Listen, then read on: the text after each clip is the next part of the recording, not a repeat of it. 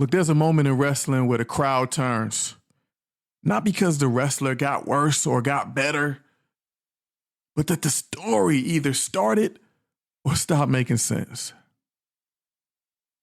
Look, Dwayne "The Rock" Johnson, the famous wrestler that everybody knows from WWE, and when he debuted in wrestling, he was smiling, high energy, awkwardly cheerful. They billed him as a blue chipper. He's a baby face. Can't miss. Perfect good guy. He was raised in the industry. His parents, his grandparents had all been wrestlers. He had it.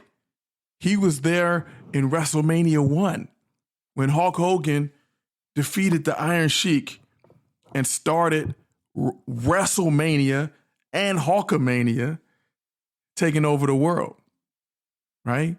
He was there. He was a kid. He was there. This dude was a can't miss prospect. The crowd hated him. It's not that he was bad at his job. He was not a bad wrestler. He knew exactly what to do. He had been trained longer than anybody.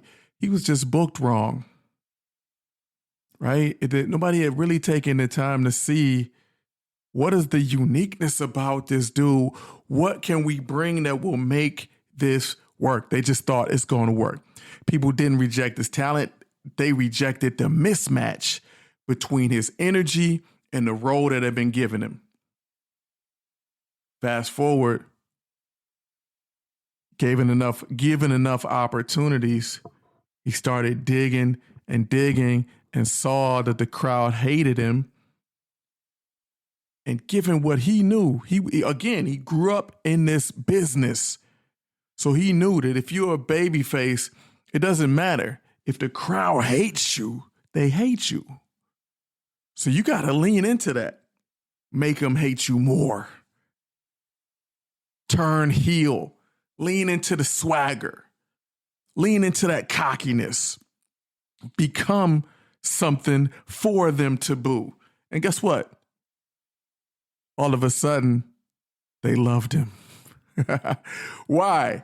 They didn't love his character. They didn't love cockiness and arrogance, but they loved the alignment. It made sense.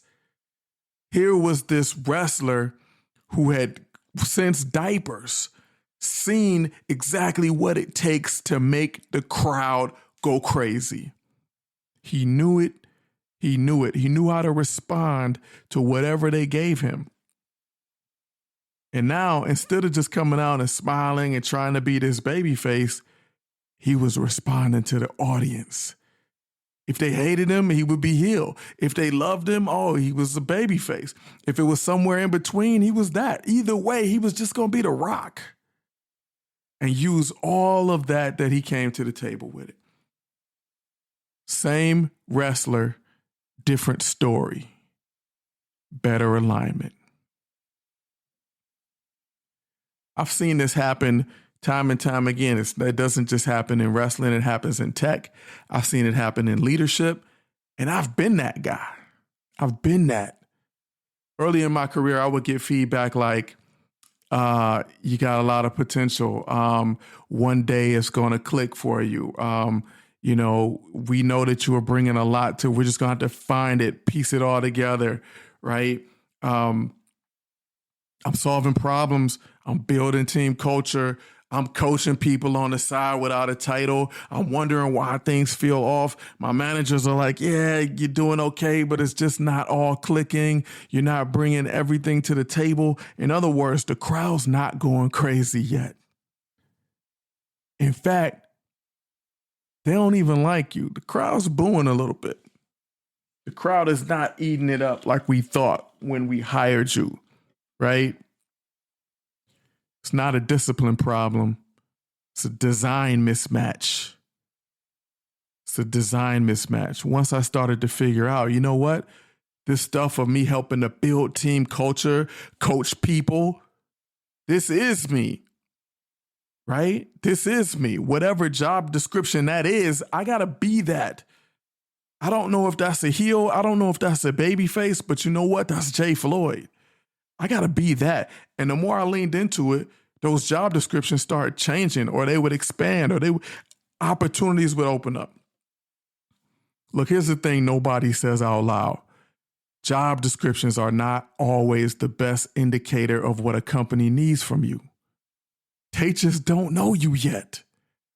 They don't know you. So once you get in there, you got to show them. You cannot wait for them to always see it. We've been trained to bend ourselves into the shape of a bullet point list instead of showing up in the rare shape that we are born with and we've been shaped in our entire lives. Now let's go deeper with some wrestling gospel. Mick Foley. You may know him as Dude Love. You might know him as Mankind. You may know him as Cactus Jack.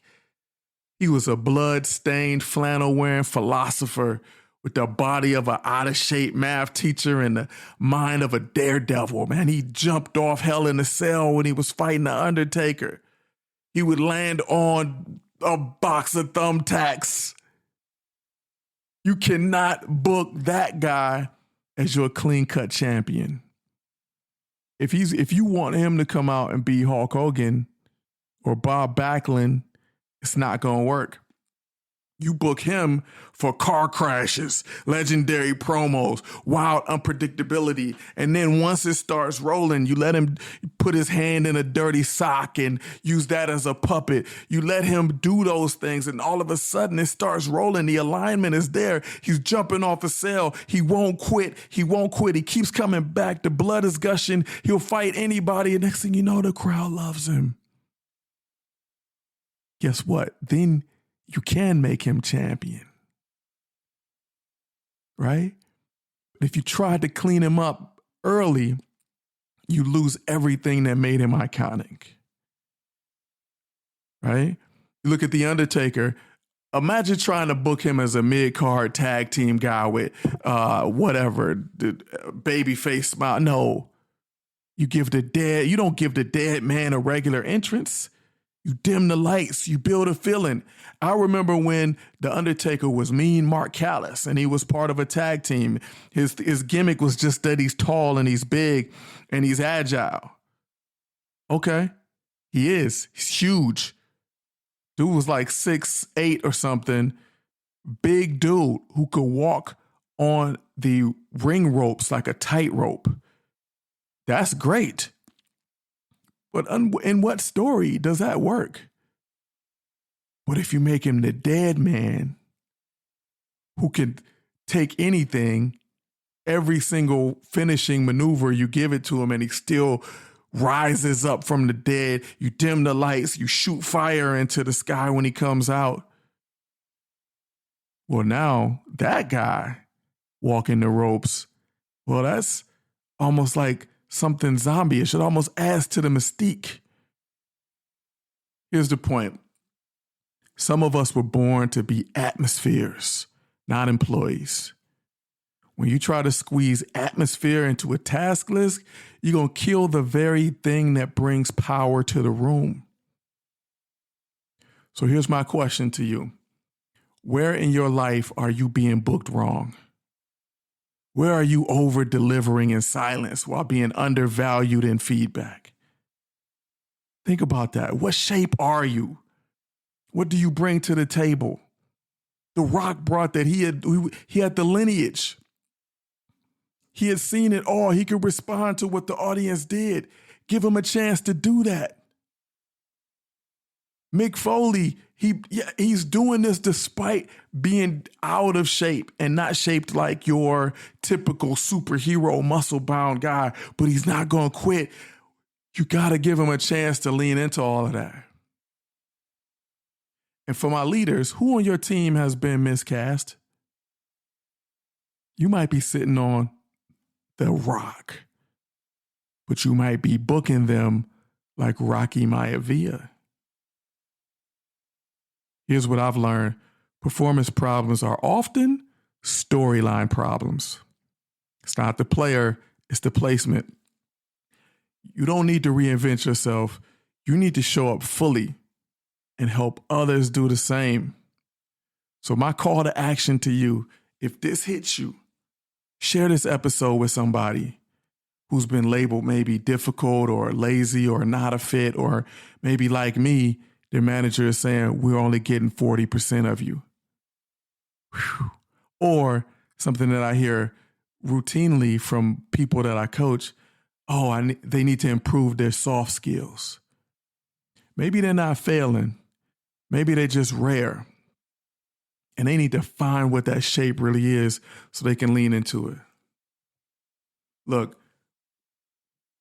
my next episode, I'm super excited about this one, man. It's called The Baseline of Excellence, Why Quiet Doesn't Mean Weak. We're going to talk about what happens when we only celebrate loudness and we overlook those silent strengths that actually hold it all together. So listen, thank you again for joining me. Please like and subscribe. Share this. Share this out. I'm always on LinkedIn. You'll always see me out there. LinkedIn.com/IamJFloyd. Check out my new website. I just designed this website, so let me know what you think about my skills. IamJFloyd.com. Check me out. I am pretty soon to roll out my newest book as well as my workshop that helps people really find their shape. So if you're interested in bringing that workshop to any of your organizations, or you're interested in being in that workshop, reach out to me. DM me on LinkedIn, or reach out to my website, IamJFloyd.com. Thank y'all again. I love y'all. Keep rocking, man. And don't forget, be rare on purpose.